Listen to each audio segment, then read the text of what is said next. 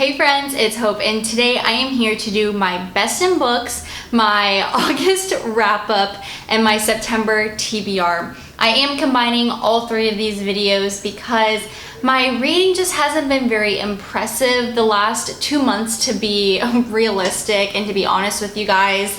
And I'm hoping that my September gets a little bit better. But with that said, I'm just gonna go ahead and talk to you guys about the 2 books that I read in August. And the first one was It Ends With Us by Colleen Hoover. This is her newest book. If you guys are familiar with Colleen Hoover, you know that she writes some really great stories with characters that you will easily attach yourself to, and she's kind of known for her epic plot twists. So going into this book, I didn't want to know anything about it. All I knew was a character's name was Lily, and that's pretty much about it. And I'm glad I went into it blind, because the topic of this story, while it is very hard-hitting, and Colleen Hoover personally said that it is very near and dear to her heart, it is just such a serious topic to where I feel like if I were to tell you what the story was about, it would take away so much from the actual story and the reading enjoyment for you all. So I'm not going to tell you guys what this book is about, but I will say that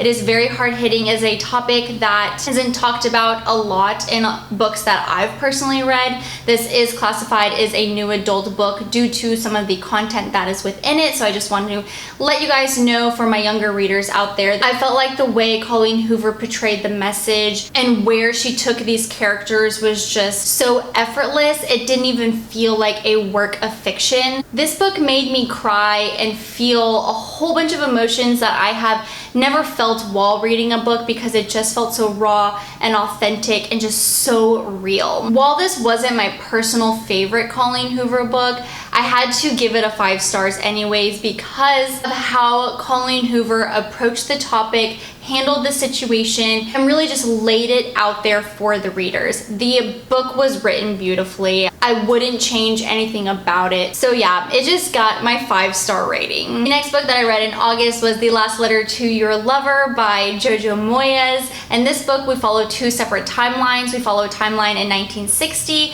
and a timeline in 2003. In 1960, we follow Jennifer as she is really struggling with her marriage and feeling accepted and loved by her husband, especially after an accident that she was involved in. Through a network of friends, she ends up meeting this gentleman who is a romantic and treats her really, really well, and just so happens to be in the journalism field. So he is a fantastic writer, and he loves writing her love letters and just expressing his love and adoration to her through love letters. Jennifer just faces some major adversity and really unfortunate outcomes, and it was very heartbreaking to see her situation because it just felt all so hopeless. But then we are kind of thrown into 2003, where Ellie, a struggling journalist, recovers the letters that was written to Jennifer, and she makes it her mission to save her job, pretty much, to piece together the missing puzzle pieces and find out what happened to Jennifer and her lover. Oh guys, I can't even tell you. My emotions were everywhere in this book. Pretty much because I just felt like this story and these characters, everything was just so hopeless. Like, after Jennifer or any of the characters got over a hump of adversity, something else just happened, and I just felt like our characters never really got in a good place. It was a roller coaster of emotions for me during this read, but I actually ended up really enjoying some of the characters, and I love the way Jojo Moyes writes. There's no doubt in my mind that she's a fantastic writer. I ended up rating this book a 3.5 out of 5 stars.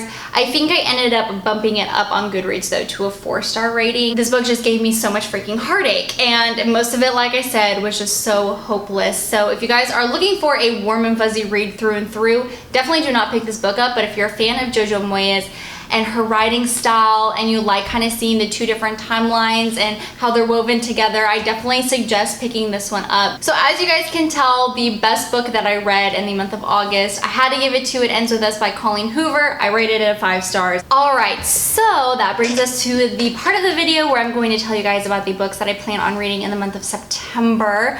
Hopefully I will be able to read all of these because I'm actually really excited about all of them. So the first one, let's just start off with the most exciting one. And you guys probably know, it's going to be Unblemished by Sarah Ella. Sarah is one of my friends, and I'm so excited that I received an ARC of her book that comes out on October 11th. Just to give you a brief synopsis of what Unblemished is all about, we follow Eliana, and she has grown up with a birthmark covering half of her face, and so obviously we know that the character is going to probably struggle a little bit with self-acceptance and beauty, which I find to be a very relating topic. One day, Eliana's mother disappears, and while this is going on, a boy named Joshua actually kind of comes into her life and becomes a very reluctant legal guardian to Eliana. Eliana is now thrust into a situation where she is in a completely different world, a world that is much larger than she could have ever expected. From reading the blurb on the back of the book, I'm getting some fantasy vibes with this read, and there is a beautiful map on the inside of this book as well. I've already seen some of my booktube friends read and review this book, and I haven't watched any of the reviews, so I definitely want to get to this book so then I can watch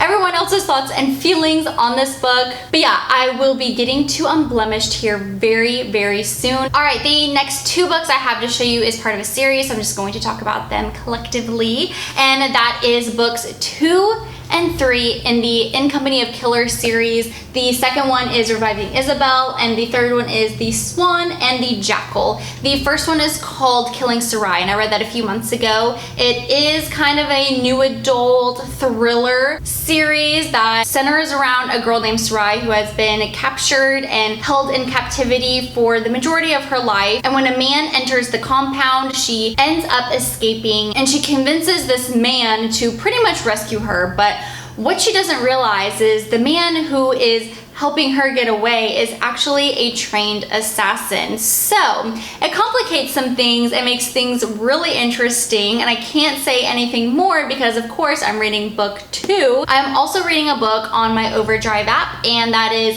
He Will Be My Ruin, I believe, and it's by K.A. Tucker.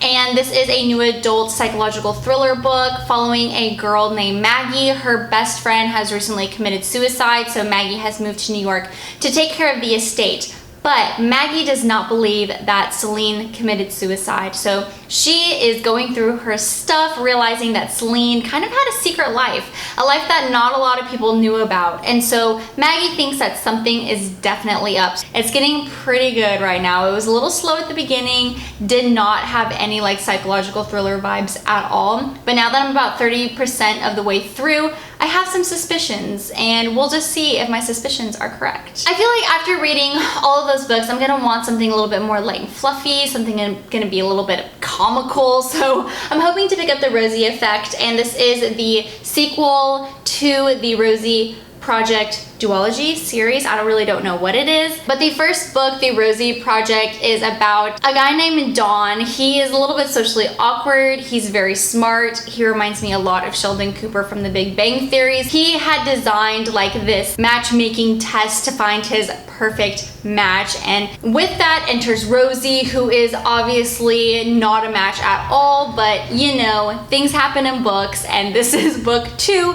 to the Rosie Project. The last and final book that I plan on reading in the month of September is a hunk of a book, and I wasn't planning on reading this, but when I found the In Company of Killers series at the library, I decided to just keep walking around and see if there was anything else that I wanted to pick up, and I saw a Lumena on these shelves, and I thought, why not? Everybody rants and raves about this book, and I have yet to read it. I think it's a sci-fi book set in space. Don't really know too much else, but that's okay. I've heard wonderful things. I'm hoping it lives up to the hype, and I'm excited to read it. All right, friends, well, that does it today for my August wrap up, my best in books, and my September TBR. Let me know down below what the best book that you read in August was. Thank you guys so much for watching today. I hope you guys have a wonderful day, and I'm sure I will see you soon. Bye.